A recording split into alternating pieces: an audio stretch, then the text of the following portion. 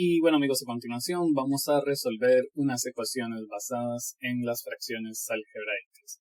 Lo primero que debemos de tener en cuenta cuando queremos resolver una ecuación de este tipo es la posibilidad de obtener un denominador común, lo cual es lo siguiente. Lo primero que vamos a hacer es tomar todos los denominadores que hay en la ecuación y escribirlos por aparte. Obtenemos un máximo común múltiplo y lo primero que vamos a hacer es obtener la mitad de todos los términos. Esto en caso de que tenga mitad. Por ejemplo, en el siguiente caso, vamos a obtener la mitad pero solo del 4 y del 3. Evidentemente nos damos cuenta que no tiene mitad, entonces lo reescribimos. Vemos que el 2 tiene mitad, entonces la mitad de 2 es 1 y recordemos que el 3 evidentemente no tiene mitad. Como ahora solo tenemos el 3 como un número divisible por un número diferente de 1, entonces sacamos tercera. Y de esta forma todo nos queda en 1. El denominador común sería el resultado de multiplicar estos números. Y es por esto que vamos a decir que el denominador común es el número 24. A continuación lo que hacemos es escribir una línea fraccionaria grande, un igual y una línea fraccionaria no tan grande, debajo de las cuales vamos a escribir el denominador común. De hecho se llama denominador común porque es el denominador lo que tienen en común ambas fracciones. Y luego tomamos el denominador común y lo dividimos entre el denominador de la primera fracción. Y luego este resultado lo vamos a utilizar para multiplicar por el numerador de la primera fracción. Vemos que por aquí tenemos un menos y entonces lo reescribimos. Ahora vamos a tomar el denominador común y lo vamos a dividir entre el denominador de la segunda fracción. Y este número lo vamos a utilizar para multiplicarlo por el numerador de la segunda fracción. Y luego dividimos el denominador común entre el denominador de la tercera fracción. Pero como estamos viendo, ya hicimos esa operación en la fracción anterior. Entonces, este número lo vamos a usar para multiplicarlo por el numerador de la tercera fracción, lo cual quedaría. Debemos de recordar en este punto que la idea de obtener un denominador común es poder cancelar los denominadores. Al ser iguales a ambos lados de la igualdad, entonces los podemos cancelar. Cancelando los denominadores, la ecuación nos quedaría, y en este punto nos dedicamos a tratar de quitar los paréntesis, que en algún caso va a ser simplemente multiplicar algo que haya afuera por lo que haya adentro. Multiplicamos 4 por k a la 2, 4 por 1 negativo, luego 3 negativo por k, luego 3 negativo por 1, reescribimos el igual, y ahora multiplicamos 3 por 3k, luego 3 por 5, y en este punto, al ver que tenemos una variable con exponente 2, vamos a igualar todo a 0.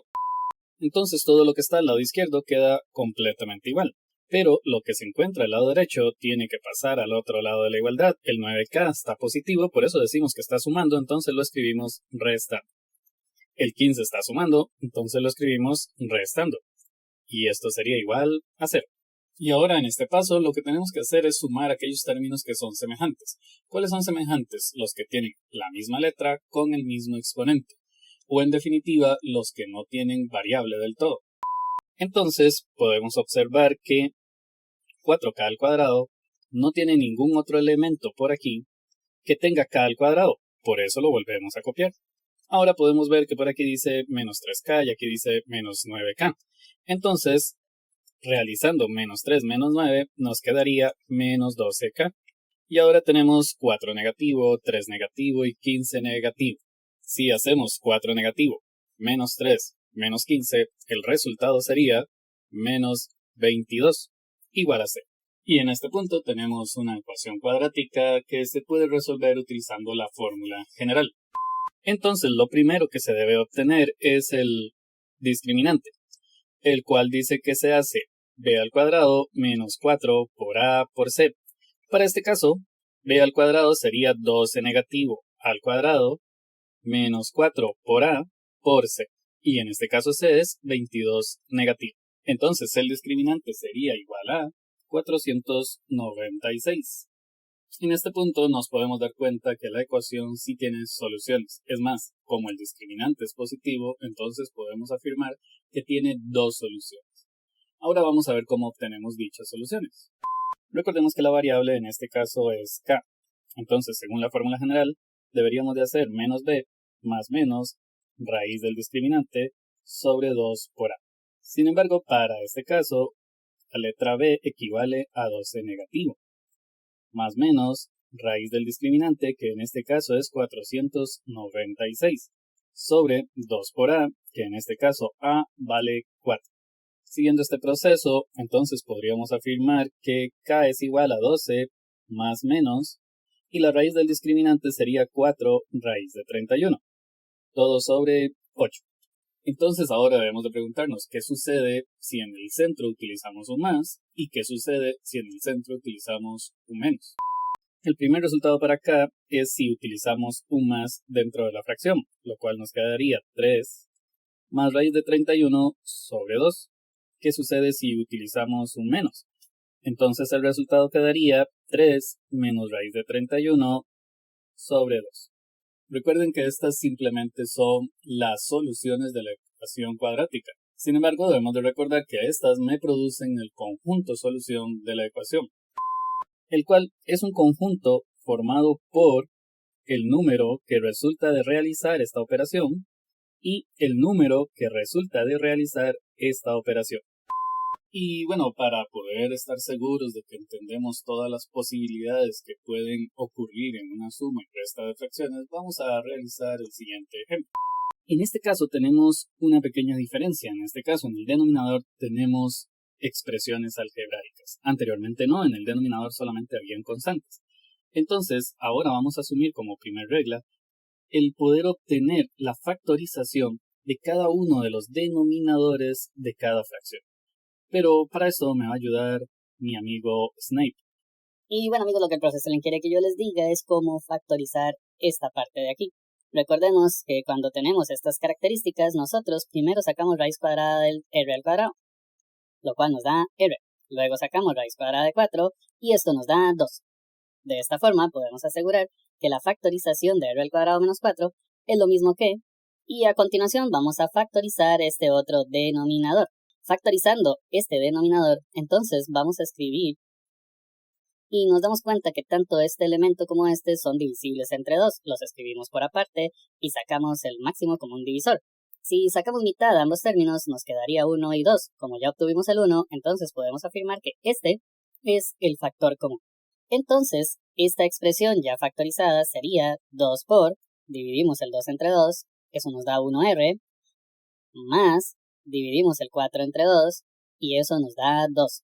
Recordemos aquí que el 1 es imaginario. Y bueno, ahora que nuestro amigo Snape nos acaba de ayudar, entonces vamos a reescribir la ecuación ahora con todos los denominadores factorizados. En este punto podemos observar que no hicimos nada con el denominador de la primera fracción. Esto sucede porque podemos apreciar que no tiene ningún método de factorización que pueda realizar dicho trabajo.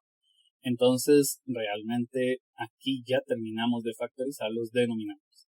Sin embargo, ahora debemos de darnos la tarea de obtener un denominador común que no es como lo que hicimos en el caso anterior. Vamos a ver cómo se hace aquí. Para obtener el denominador común, vamos a tomar todos los denominadores de cada fracción y los vamos a escribir por aparte. Es decir, escribimos r-2, el denominador de la segunda fracción y el denominador de la tercera fracción. Y hacemos un proceso muy parecido al que hicimos con el ejemplo anterior. Solo que en este caso vamos a observar los paréntesis. Por ejemplo, por aquí tenemos r-2. Entonces lo primero que vamos a escribir aquí es r-2. Si escribimos este paréntesis aquí, yo puedo cancelar este y cancelar este de aquí. Entonces lo que nos quedaría del primero sería el 1 imaginario que lo está multiplicando. Lo que nos quedaría de esta otra parte sería simplemente r más 2. Y como este no lo tocamos, lo volvemos a copiar completamente igual. Ahora vemos que tenemos este paréntesis. Entonces lo volvemos a escribir por aquí.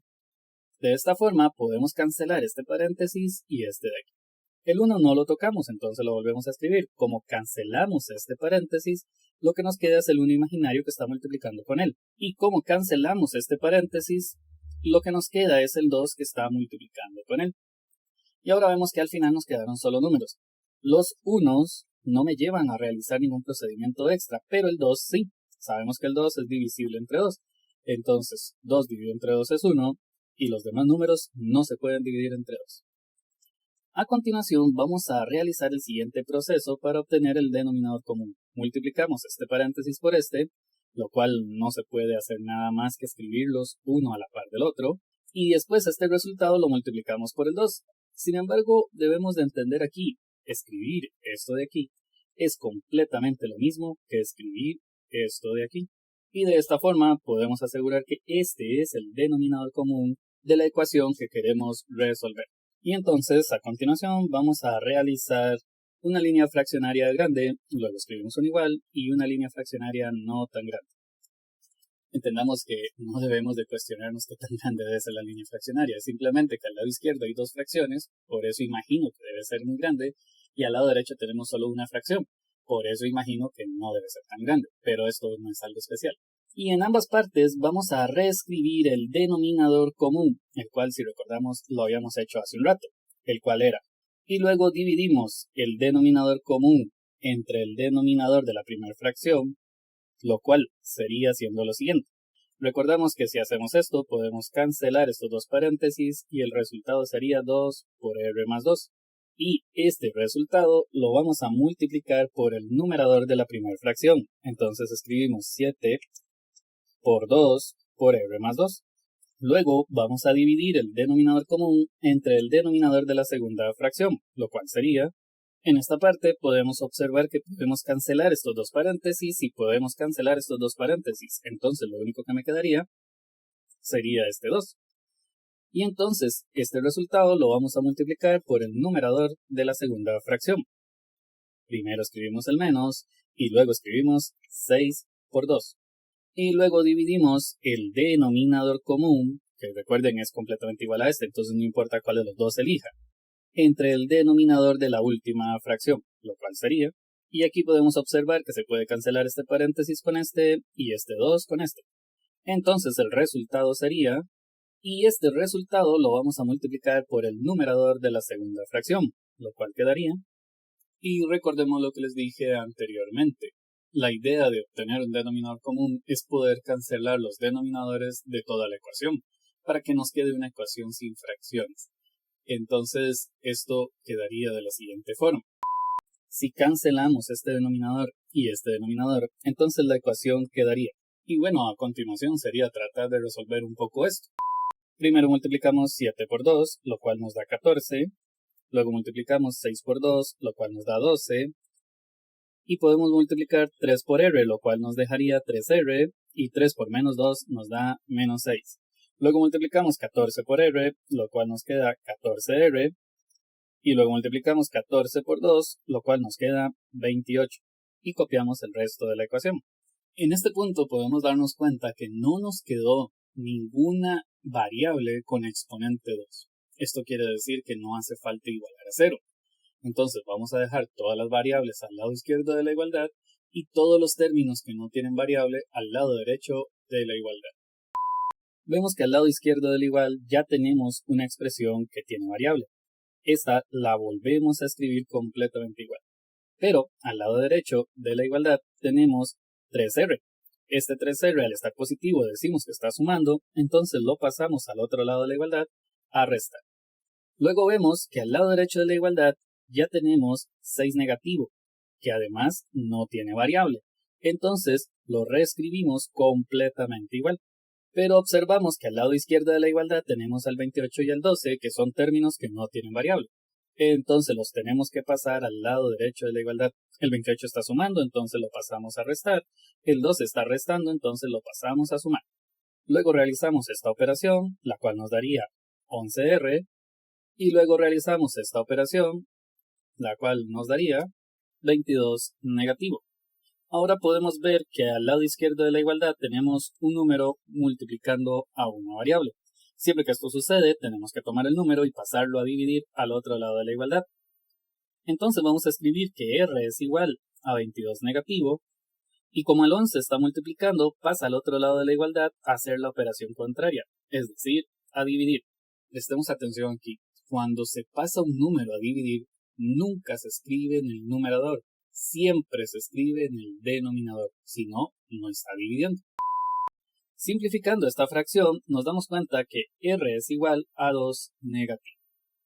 lo cual automáticamente me permite deducir que el conjunto solución de la ecuación inicial sería el conjunto de números formado por el 2 negativo. Y a continuación vamos a realizar una ecuación más compleja para estar seguros de que entendemos esto. Vamos a tomar en cuenta que la primera opción es factorizar todos los denominadores. En este caso, este denominador no se puede factorizar y este otro denominador tampoco se puede factorizar. Entonces vamos a decirle a nuestro amigo Snape que nos ayude con la factorización de este denominador. Y bueno, lo que el profesor quiere que yo les diga es que para factorizar este denominador vamos a utilizar la inspección. Recordemos que la inspección es obtener dos valores que multiplicados entre sí me den el inicial y dos valores que multiplicados entre sí me den el final. Sin embargo, si nosotros multiplicamos en cruz, deberíamos de obtener dos resultados que sumados me den igual al valor central, este valor de aquí.